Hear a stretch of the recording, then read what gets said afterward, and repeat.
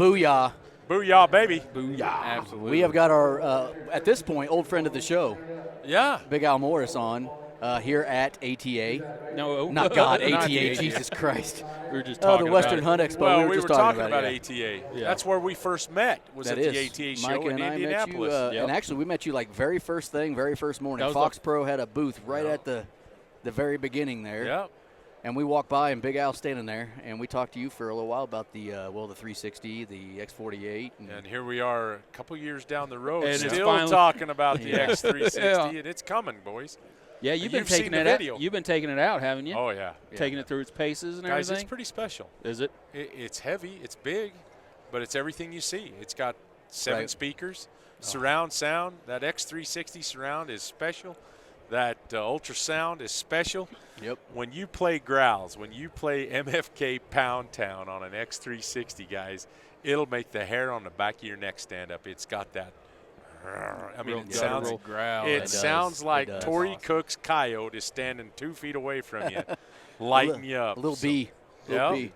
She's that little bee whimper pup house special too. Yeah, I use her quite a bit. I don't know Actually, if I had Tori Tori wanted on to a couple release weeks that. ago. Yeah, Hal, we did. but Yeah. after I kept talking about it, everybody wants Little B, and Yeah. of course now there's Little B lonely, Little B Oh, yeah. excited, Little Yep. B. I mean, she's got so We, many. else. Lil B's killed a lot of coyotes. She has killed a lot of coyotes. But we've got Big Al on here at the Western Hunt Expo about an hour and a half before he's about to give one of his first 2 seminars on how to become an ultimate predator hunter, Yes, sir. which is funny. Because that's because what we want to be. He is the ultimate predator Exactly. hunter. Who Well, better that's learn cool from? because I'm going to show elk video. I get to show my mountain goat video. It's not just predators. You know, what I like about predator hunters as a group, we're better woodsmen, aren't we? Oh, have to be. I think if you're going to pursue I'm coyotes, just a better person in Micah, general you can than most shake people. your head no if you don't agree. No, I definitely agree. But no, I think this is a lot funner in person. I can actually see the person harassing up close and personal. It's fun to harass Macca. And you guys listen to this podcast, you can't imagine. We've done this. I've been an MMW OG from way back, and here we are at the Hunt Expo. But no, I talk about the woodsmanship. Everybody can buy a collar. Mhm. Everybody can press buttons. But to really insert yourself, when you've trapped, when you've called coyotes, when you've called bobcats, when you've called lions and bears and all that, I can't teach people woodsmanship. But Yeah. in these seminars, I try to show them it's just all aspects of it. So Yeah. I'll give you a perfect example of woodsmanship. Hunting with Corey Groff last weekend. excellent. And we had this was a thermal hunt, remember. And Corey calls in a double right as soon as we start. They come through a little patch of timber to the edge of the timber, and they look. And they see something up on the hill that they don't like. I don't know that they see us for sure, but they see something, and they go and leave. Corey knows that they didn't smell us, and he doesn't think that they for Saw you. sure saw humans. Yeah. So he turns on Pound Town. And they do a 180, and they come right into the ends of our guns. And one of them died. It was kind of stuff happened after that, but one of them died. We don't have to go into details. The Corey. bottom line is they got called in, and it took woodsmanship for him to kind of read what they were doing. And no, And he think Yeah. I can get them back. I can salvage Yeah. this Yeah. because This isn't over. reading that body language through a thermal, he knew how to read them. Yeah. Yep. And that takes – some guys never get it. I Oh, know no, yeah. some people never get it.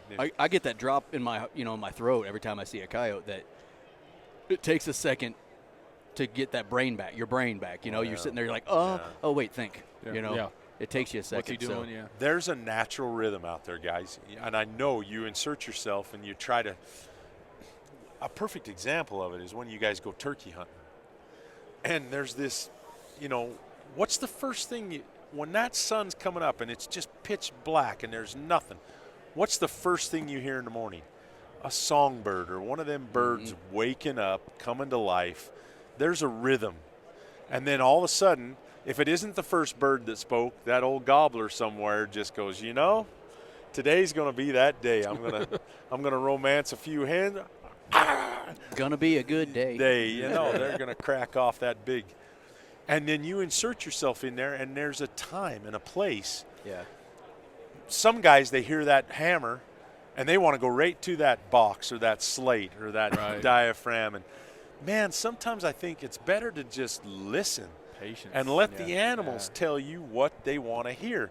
And honest to goodness, guys, when I go to a new place hunting coyotes, I'll start throwing out what I think I know, and invariably, a couple days later, I realize the rabbit isn't working. Right. I need to start howling. I need to start some pup distress. I need to start some pup fights. I need to do some other things to be successful. And that's really what we're talking about, woodsmanship and predator hunting in particular. Yeah. But it transposes into everything. Turkeys, elk, deer hunting.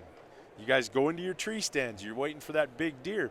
You know there's times it's going to happen, and then you know there's days I'm wasting my time in this tree It's stand. dead. Today is No, dead. you just know you've done everything right. Wind is perfect. You've been in that situation before. You know it's coming. But I honestly think our bodies know. Our ancestors, we got canines in our up roofs of our mouth because we've been eating meat a long time. And anyway. Yeah. So we've talked to you about so many things coyote hunting related before, right? Excellent. And I think it's awesome. So if you have not listened to any of our shows with Big Al, go back and listen to them. You're going to be entertained and you're going to learn something. Yep. But I want to talk about your seminar. You know, anybody that's listening to this show didn't get to go to your seminar. Right.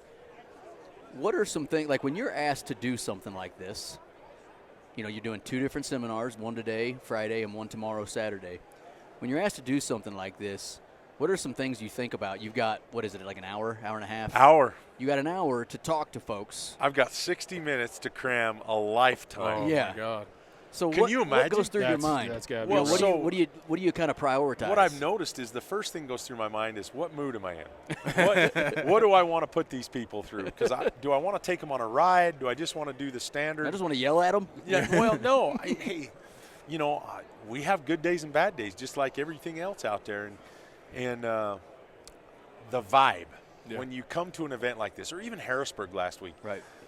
My first day seminar, we didn't even go to the show till noon. It was so snowy, and I thought it would just be a wasted day. Mm-hmm. And we show up to Harrisburg at noon, and it was rocking because every single person that was there had to work to be there, and they wanted to be there, and it was the most awesome day of the show for me. Yeah. It was a Thursday in Harrisburg last week, and the seminar was amazing. And what I do is I take people on a journey.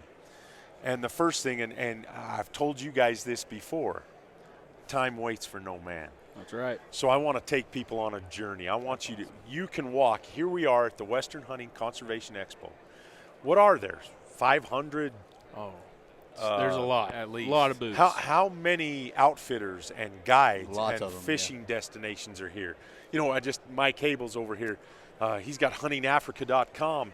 He's ready to take you to Africa tomorrow. He's been over there spending half his day looking Yeah, at, I was like, hey, guys, we could go with our wives. Yeah, no, with our this is a wives, we could personal go on friend of this. mine. We can hook this up. But so I tell everybody, and now I'm going to get emotional. Shit. Wayne Carlton died last week. Really? The guy that taught me how to use a diaphragm elk call. The only reason I'm sitting at this table with you boys is a guy in 1983, September 10th, 1983, a guy took 5 minutes of his life and taught me over the phone how to use a diaphragm elk call. So in 60 minutes in this seminar, I'm going to take people how I learned how one guy took 5 minutes of his life, taught me how to use a diaphragm elk call, and it changed my world. And so I try to change people's worlds in my seminar. I try to take you on an adventure to be the ultimate predator. And it's just not with predators. It's with elk. I'm going to take people and show them how I call elk and how I take that same diaphragm and call turkeys, how I can take that same diaphragm and call geese, and how I can be a crow, and how I can, be a bird. And it's just amazing what you can do with one simple little call that fits in your mouth. Yeah. And so I take people on an adventure. Now, some of it, I've got to promote the reason I'm sitting there is because Fox Pro pays me to not only make video but to come to these events. So I'll show the history. I'll show some of the plant where we have a pick and place machine. And I really want this in America. I want to. I will throw down. I don't care who they are. I have wrestled a guy that was 6'6", 380. I know 380. Quit pointing at me. Yeah. In your bra. Yeah. I will throw down with anybody. You say assembled in America. Let's just pick a time and a place. The MMW boys will get us a cage match somewhere. We will sell tickets, and I will throw down with anybody in this United States of America says assembled in America. We are made in America by hardworking Americans in Lewistown, Pennsylvania, and I'd just as soon fight over it as talk about it. I like that. Because, yes, some of the components we get trucked in are only made. One of them is only made in Japan. It's the only place to come. It's the only place making that particular piece that we need to make those units sing. Mm-hmm. That XHD speaker on the new X360, on the X24, on the X-Wave, the X2S, which are no longer in production, but there's still some being made out there. Cabela's is still getting X-Waves. We're made in America, and so I take them in the plant. I actually show that machine that runs almost 24 hours a day to keep up with the demand of what we're making. 80 American families in there testing. I walked into the plant when I was in Harrisburg last week, walked into Lewistown, and there's a kid testing every speaker. We get speakers in boxes as big as this table we're sitting on, and that dude sits there and tests. Poor kid. Hey, Bobby, eh? Yeah, no, and they've got it down to a science. They can hook up the leads, and they know if it's good or bad. Right. You know, they've had to perfect that because they ordered a brand new speaker from a manufacturer, but it came in and a percentage of them are bad. Yeah. So we have to test them before we put them in the unit. And then it's electronics. Things fail. But being able to address it and fix it right there, and that's we got the ultimate set of tools. That service department in Foxborough is amazing. Mm-hmm.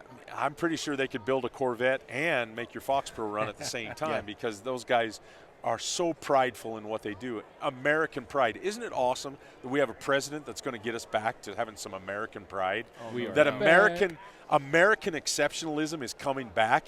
And if you don't like American exceptionalism, I don't think you're listening to this podcast. If you don't chew big red gum, no, you can go F yourself somewhere else. Because here in America, I remember back when I had my Shockwave, which now Mike has got it. But, I blew the tweeter speakers, I think they called them. Yeah. And it was during coyote season, and I called Fox Pro, talked to a guy, put it in the mail.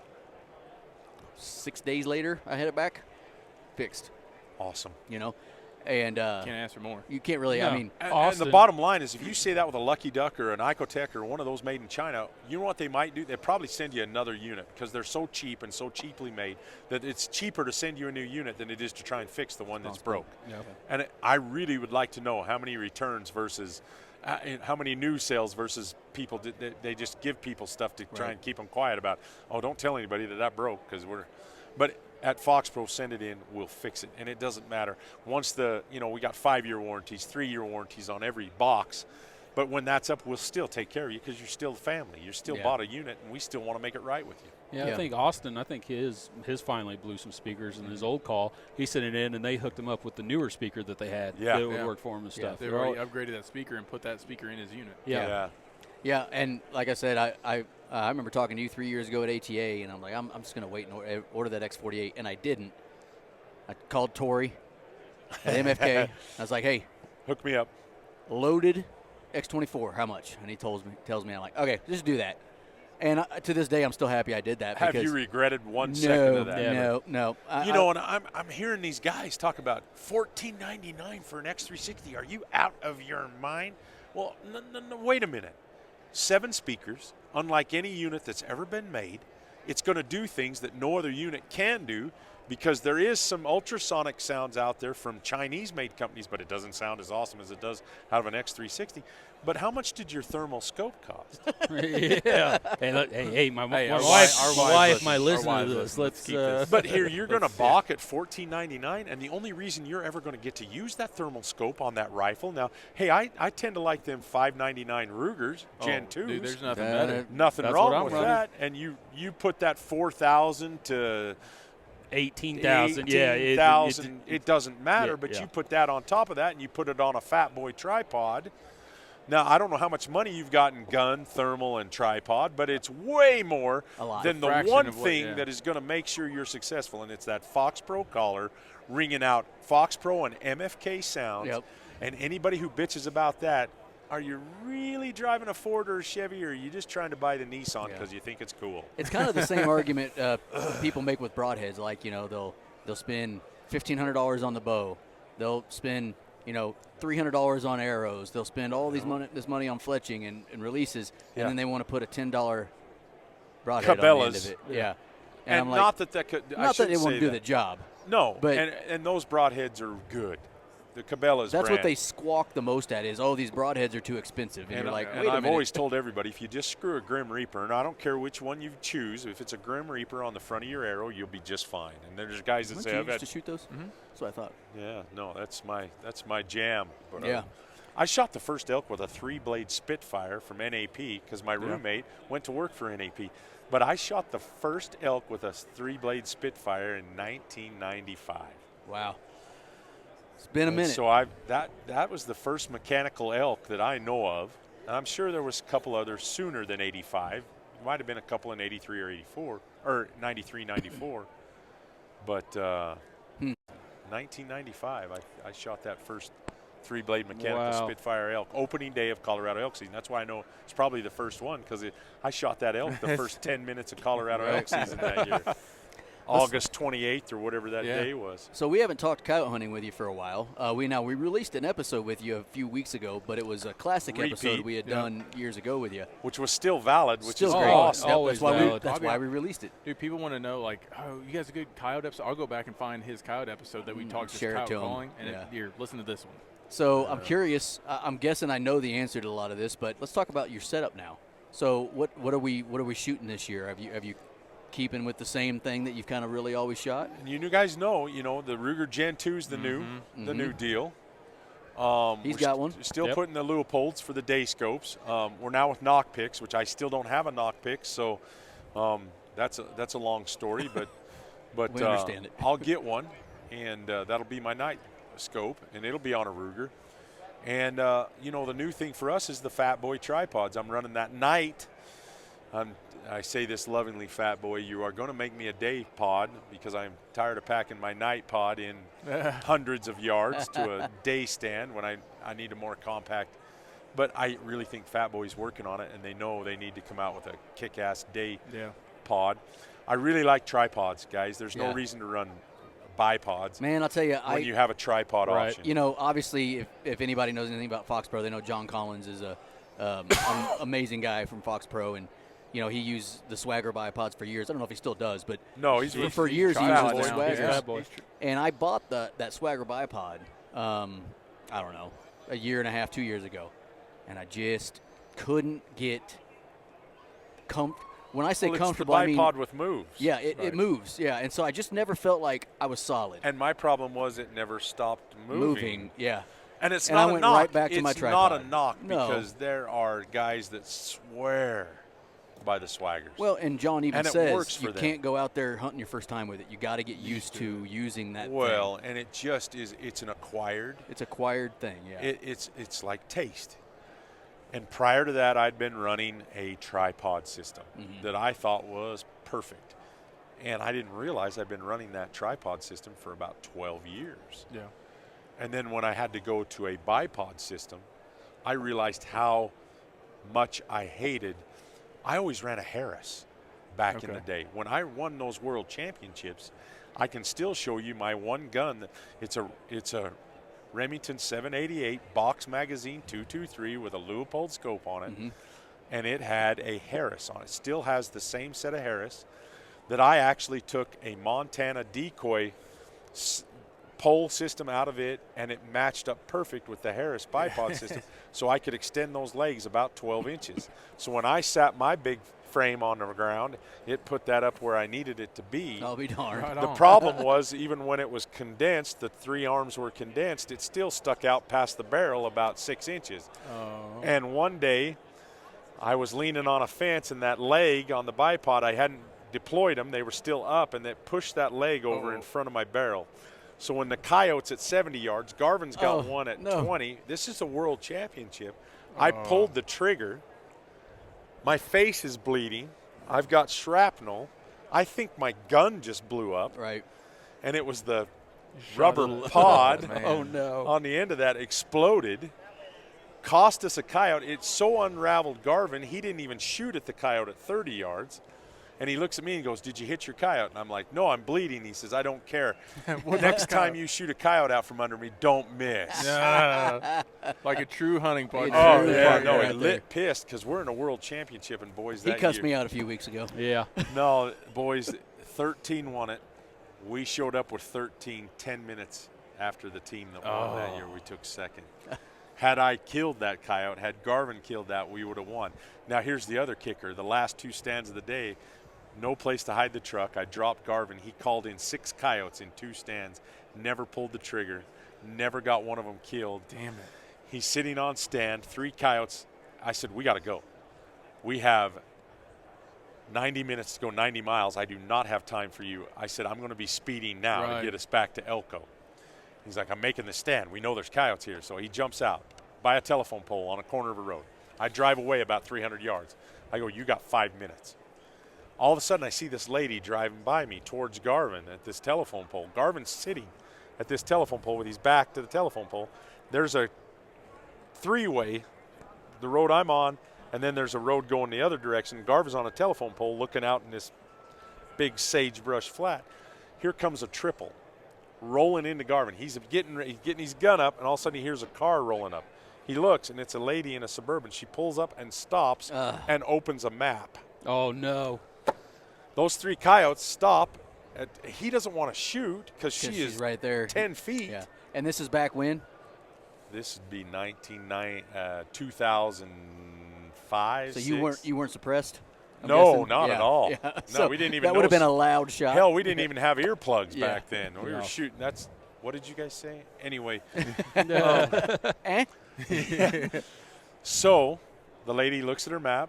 The coyotes kind of just lose interest. Yeah. She pulls away. Garvin gets back on his Cersei. Here comes 2 of the 3 back to him.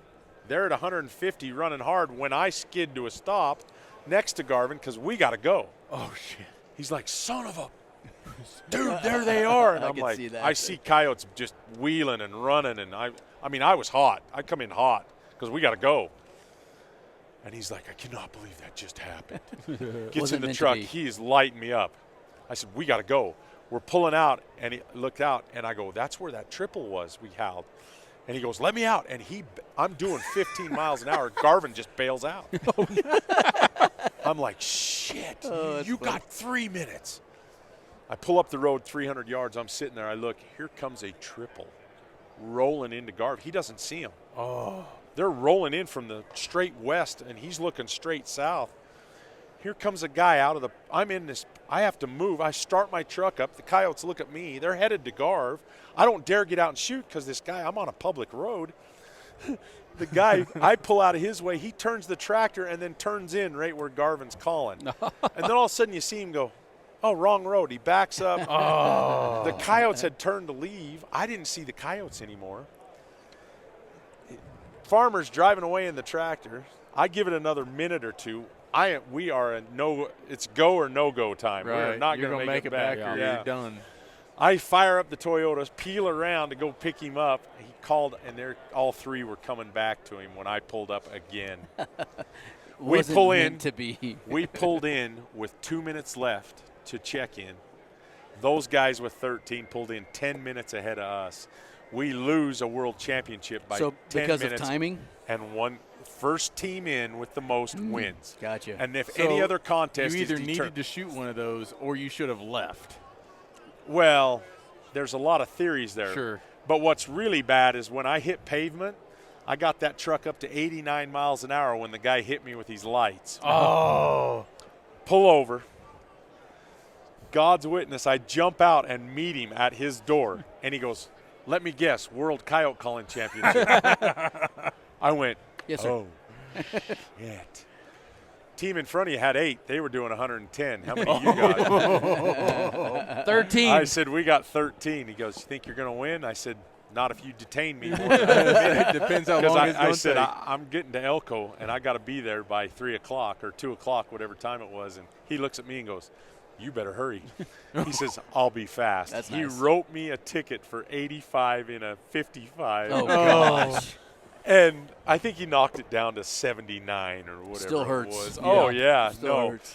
And I said, you better radio. I Yeah. said, you better radio ahead because, boy, I ain't slowing this down for nobody. No, that sucks. And I said, I'll sue you personally if I don't make it. And he goes, I'm good with it. I'm good with it. Yeah, no, he was a cool dude, but That's he knew awesome. I was in a hurry. He knew no amount of talking to me was going to change my trajectory. So we should have 5 World Coyote Calling Championships by 10 minutes. We've only got the 4. Yeah. I shot a coyote. I put 3 rounds from a 2 3/4 4 buck at 35 yards. I covered a coyote up 3 times, never got him, and that coyote would have been another world championship. We should have 6 actually. Yeah. And all you can say is that day we were the best with a bunch of really good coyote hunters. That's what my other mentor, Bill Countess, said.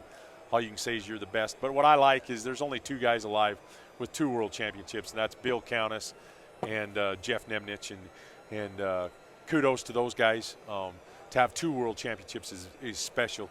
To have 4, and I always tell everybody Les Johnson's only got 1. Yeah. So Doing something right. yeah. Yeah. You know, well, that's what I love about coyote hunting is all these things. You can you're make it talking about whatever you want to champions. make it. Yeah. Yeah. The bottom line is there's memories embedded in all of those. Whether you're just going out hunting, whether you're in a contest, which we all do both of those things. And I always tell everybody, you want to be a better coyote hunter, go hunt a contest. It makes you better. It pisses you off. Oh, well. Sink or swim. Yeah. It doesn't matter what the weather is, boys. Yep. Yeah. You got to Rain, go. Figure it snow, out. shine. So all of a sudden you just went, wow, I've never had to hunt in this condition before, but man up, Micah, we're going. And Micah's like, I'm all in. Yep. And you go. And Nate's like, wait for me, I'm in too. Yep. And you go hunt it, and then it makes you, see a fucking thing. makes you, if you look at some of the really good coyote hunters on video, you can bet your ass they're pretty good coyote hunters in a contest because they know the ropes, they know what to do. Right. And it just makes you better. And the other thing is the rich tradition of the World Championship. I've heard some rumblings. The guy that owns the world now is not happy with the way it's gone. Well, he changed the rules. Right. It's a participation trophy, and he doesn't have any participation. I guaranteed the owner of the World Championship when I did my United States Predator Challenge in 3 sections of the country, a West, a Midwest, and an East, I guaranteed him $25,000 in cash and prizes and 34 teams. And he says, I don't want you at my contest. I said, wait a minute, I'm the only 4-time winner of it. Right. I'm more vested in this contest than you, and you told me you don't want me and Garvin in it because you would rather have a father-son team show up and participate than the 35 teams that will show up to get a piece of me and Garvin's ass. I don't understand that. Right. And you know what? It wasn't mine to understand.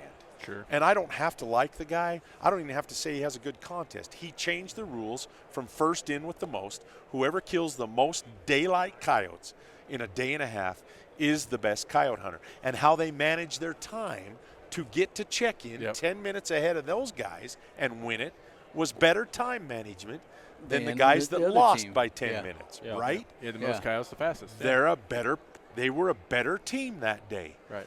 And that's all you can say. And you shake their hands and you congratulate them, even if it really grits your teeth. It's like this. Fuck you. Congratulations. I knew that's what you were saying to me last weekend. No, so he's not wrong. You know, I mean, I love you.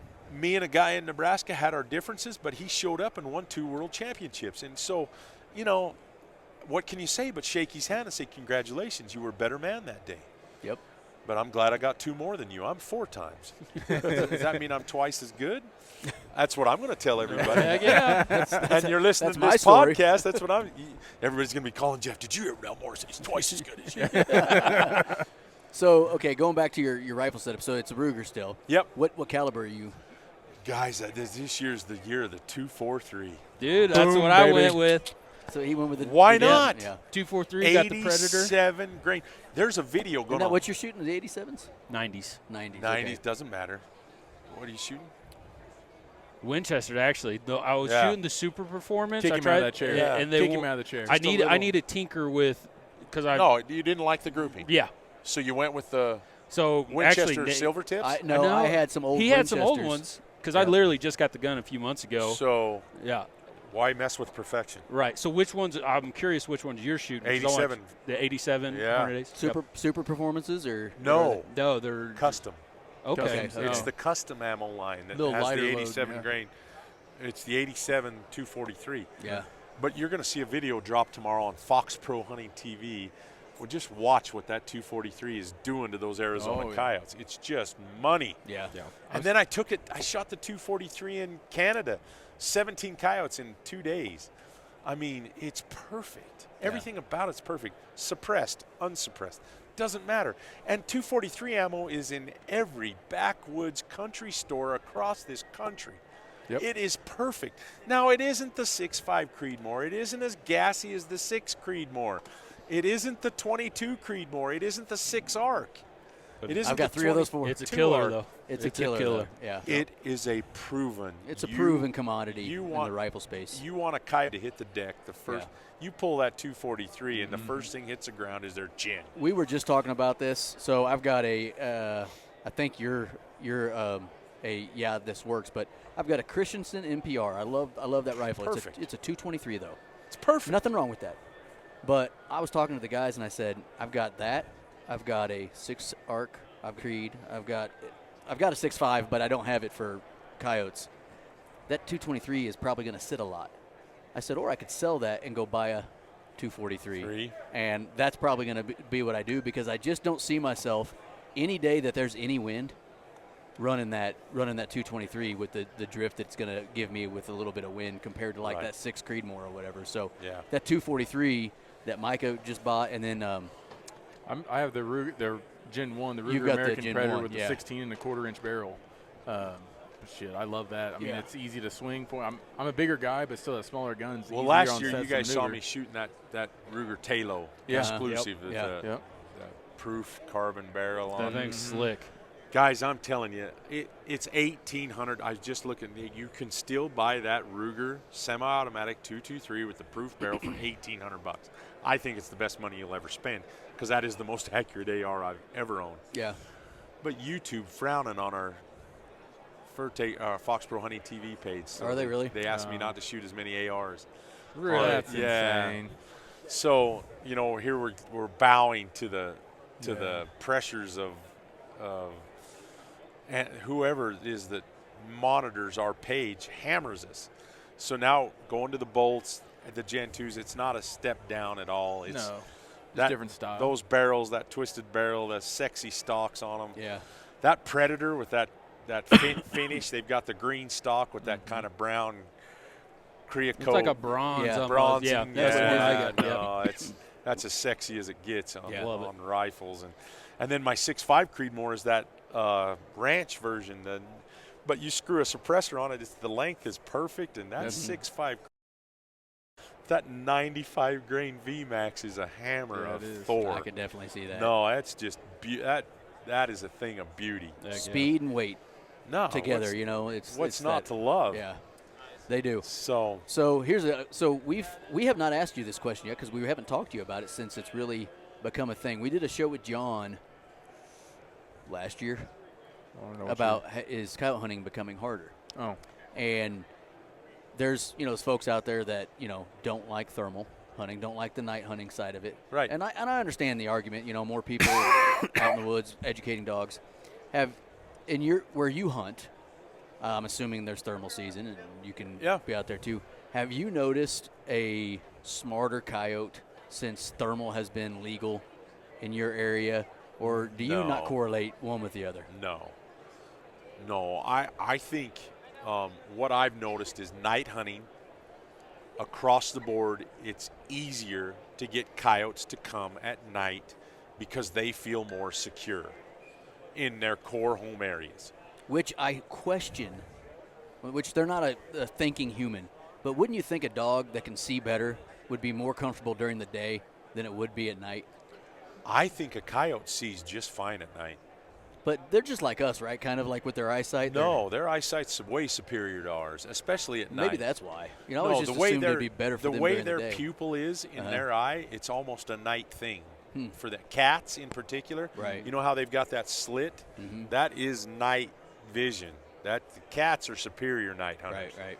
So the coyotes, I think, really feel comfortable at night. And in high-pressured situations, next to a lot of humans, I think they almost go nocturnal. And if you watch these coyotes in downtown Phoenix, Arizona, and Tucson, and when are they hunting? When are they on the golf courses? When at night, when nobody else is out there bugging them. Right. So it's a big deal. Look at this, to the rescue. Oh, there I you saw go. that Fox Pro shirt earlier. Yeah. That is my bride. She's the one that lets me do all this fun stuff in the world. That is How are Miss you? Amy. It's Valentine's Day today, Yes, boys. it is. So I've got Valentine's my Day. bride with me, and all of you coyote hunters, take care of your women that take care of you, because they'll let you go You hunt. want to jump on with us? We pull up a chair. You sure? I She's probably being wouldn't. smart about it. Yeah, no, she's political. She would get on there. No, and that's another side, guys. If whether you're single or whether you're married or in between, you support those that support you. So just remember that. You guys take care of your women that support you while you go out in these endeavors, chasing coyotes and chasing your dreams. Because without our women, we wouldn't be. I'm the man I am because of her, so I'm not afraid to say it in front of her. No, it's probably a good idea to say, though this Yeah. won't come out until Happy next week, but happy Valentine's Day to all the Yeah, to ladies all out you there. ladies. Absolutely. No, we are recording on Valentine's Day. And We are. The guys that don't forget to say that to their women during Valentine's, when they hear this in a couple of weeks, will be like, oh. Damn. Hey, My I bad. had some foresight. I knew we were leaving before Valentine's Day, so I got her Valentine's gifts early. Same. Yep, got Mine the got flowers flowers yesterday. today. Yep. Nice. I had them delivered today. Perfect. I was worried about delivery, so I went and got them yesterday afternoon, or right after lunch, and gave them to her. Well done. Yeah. Well done. And I then- ordered some stuff on Camofire for my wife, and There it was you go. delivered Hey, 2 perfect. days ago. Smart. So, Yeah. yeah. Smart. They've got some really good deals over there. by the Oh, way. Yeah, yeah. they do. A lot No, of good that's deals. that's bad for an outdoorsman. Yeah. Get on This place is going to Camofire.com. cost She me says a yes. lot of Why you money. shaking the Yeah. head? Absolutely. It's a couple $100 a month probably. I Yeah. blow on Camofire.com. Okay, so it is February 14th. We know that now. Yep. Right now, what are your favorite sounds that you're running in the spots that you're hunting? So, if you were going to say the peak of your whitetail rut is November what? 10th November through 10th through the 20th. yeah. And a little north of you, it's November 5th a or little earlier, yeah. 1st, Yeah. somewhere in there. Yeah. February 15th is the peak of coyote. Breeding season. And we're here not hunting. We're in a building. What the What are we hell's doing? wrong with us, What are you right? doing? So, Oh, no, man. guys, it's right now is Yeah. what's Hal's system? 2 lone howls. Little B whimper pup howl, C5 young coyote howl. What else do you need? Maybe female yodel, maybe female soar. And I'd only mix 1 or 2 at a time, and then let it Let it marinate. let it sift in, and then all those coyotes that are single. They say Valentine's Day is Single Awareness Day, isn't it? Right? Well, isn't a howl single awareness? If a coyote's single, ready to mingle, he's like, oh, she sounded Is that little B from Arkansas? Is that- Is she here? Is she here? I don't know, guys. I don't speak coyote. I just pretend to. And we're all pretending. But let it marinate, and then you've got to make a decision. If you think that at this point in time in February, the rabbits have been cooked, if you think that there is a chance that somebody played lightning jack, baby cottontail, have you guys Oh, played? they did. Lightning jack and Have you guys played cocktail sauce? I don't know. No, I haven't heard that one yet. I heard that's the new hot one. COT-TAL sauce. Okay. Tory Cook found him a cottontail, and I'd really like to know the backstory on that, because that cottontail is special.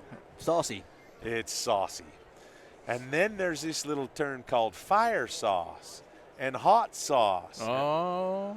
and Humpty Bumpty. Now, I've heard of that one. Now, you've heard the podcast. If you listen to the Fox Pro podcast, Tory Cook explained Humpty Bumpty and hot sauce and fire sauce was a pair of coyotes actually hooked up, mating, locked together when another male showed up and began to chew on both the male and the female. Poor guy. I don't think that there would be any better sound to play than 2 lone howls.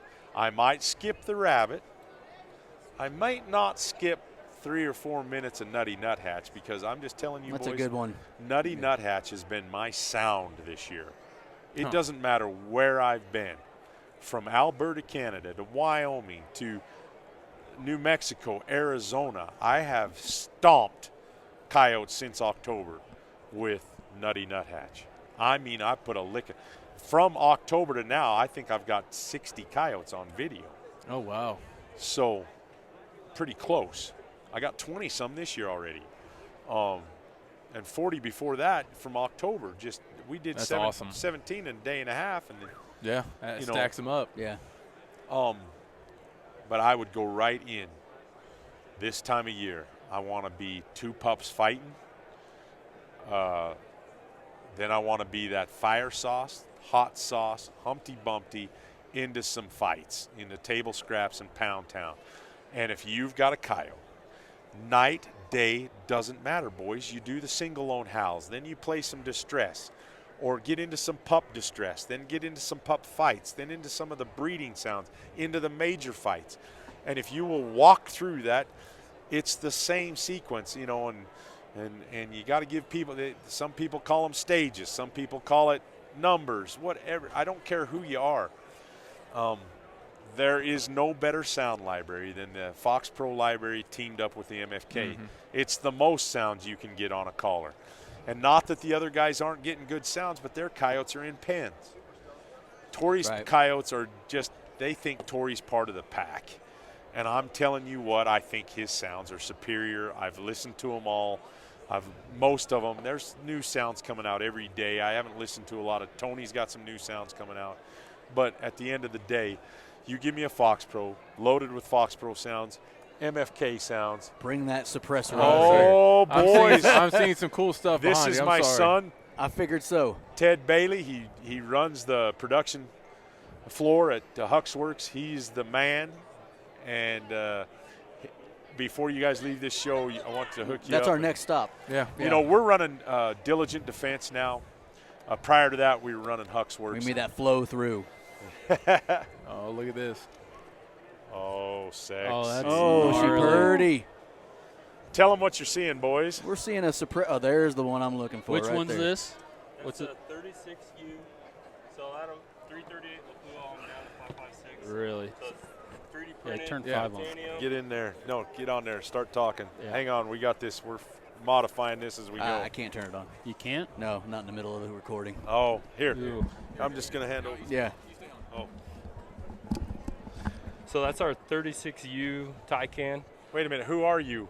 This Ted is Ted. Bailey from Huxworks. Oh, the camera's over here. Yeah.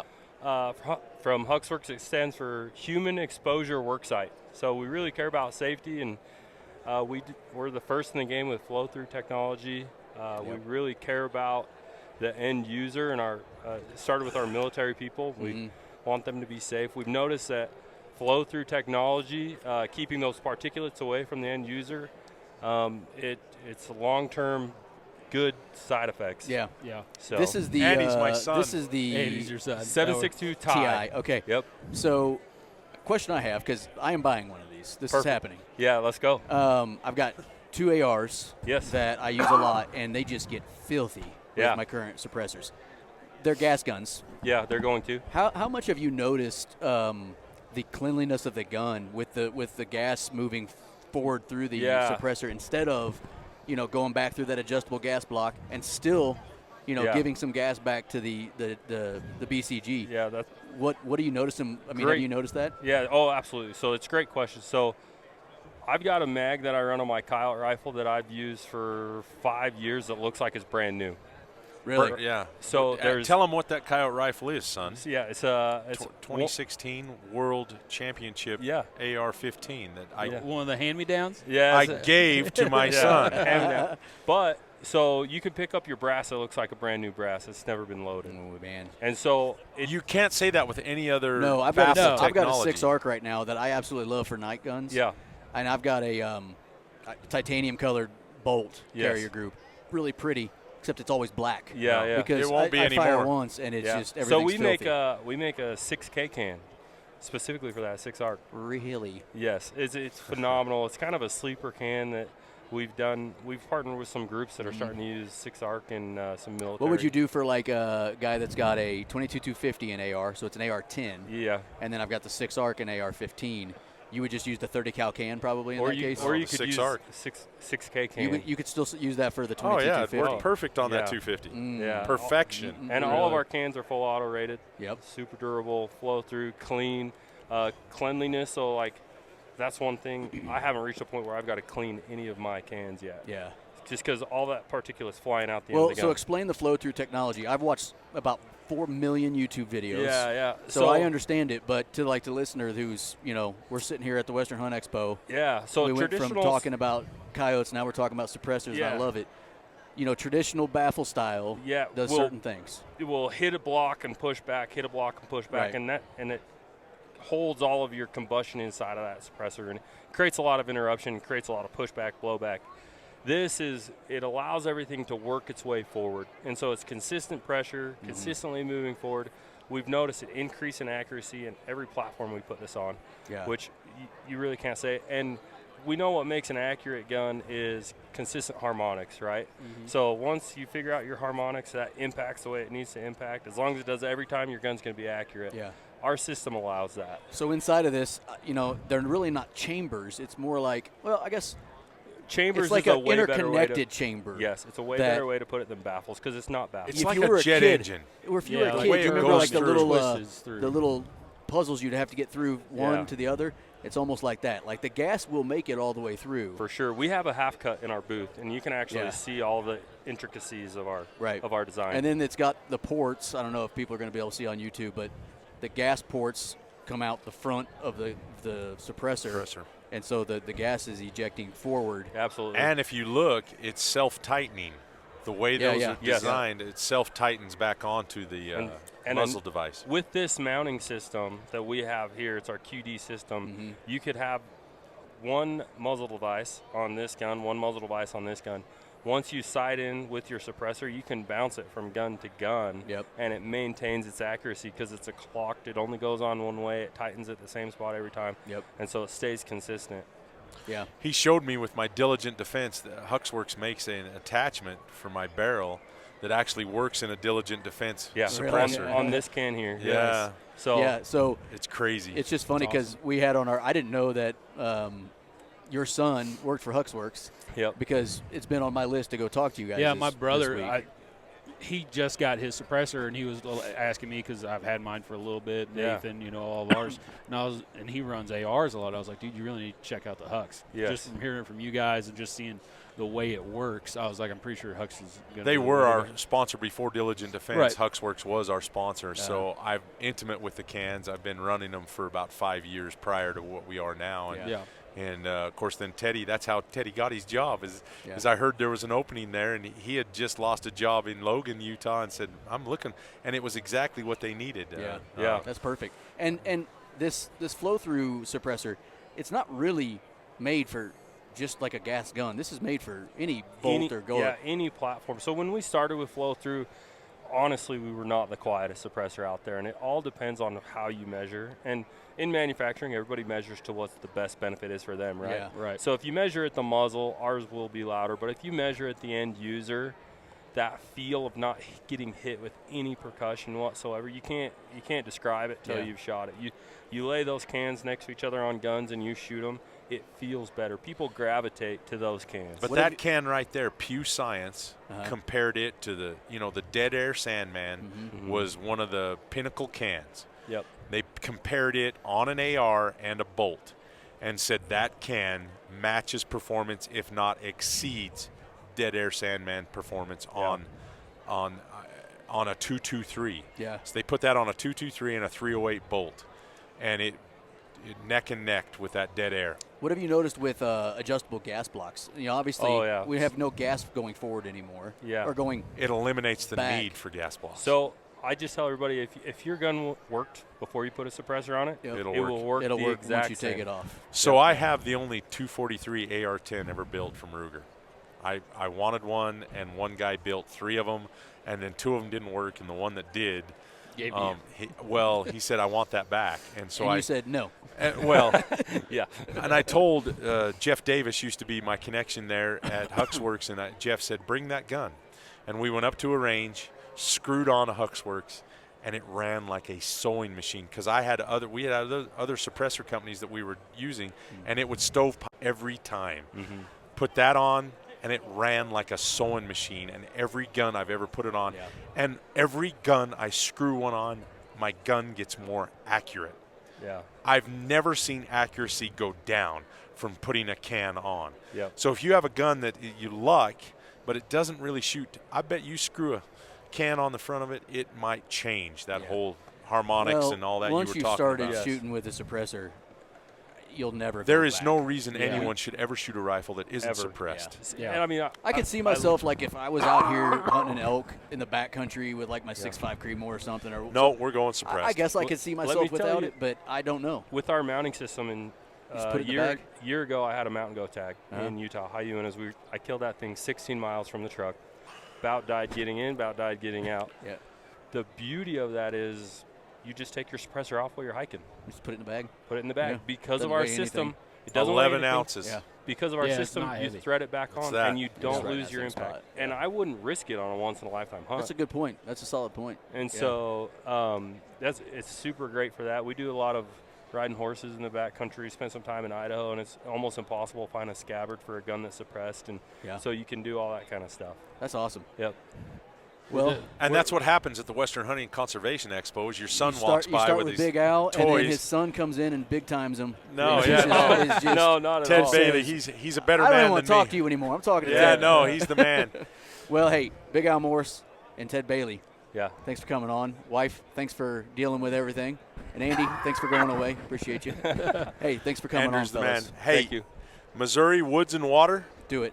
Missouri Woods and Water podcast. You do not want to miss this one. Booyah. Booyah, baby.